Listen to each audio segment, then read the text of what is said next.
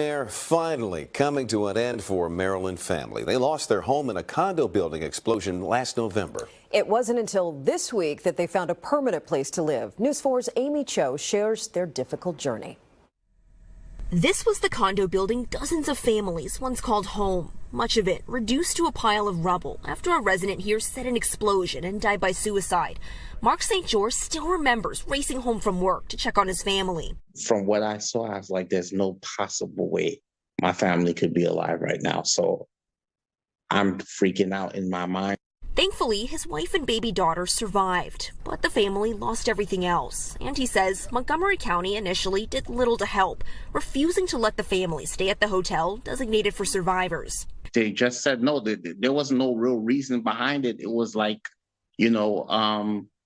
we're not responsible for housing you guys. Simple as that.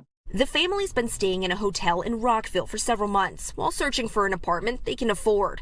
To make matters worse, they still have to pay the mortgage and HOA fees on their condo, even though it no longer exists. Oh my goodness, I just was so stressed out. You're still processing that you just almost lost your family. That's where community advocate Tiffany Kelly came in. She lives nearby and has been helping the families press for answers. Me being a descendant of poverty and having to navigate multiple systems, I have an expertise that is hard to come by. Going through this crisis, I met some really nice people, and I realized there are some really good people out there. This week, the St. George family finally found an apartment to call home. They say Montgomery County did step up to help with the costs, and the community donated as well.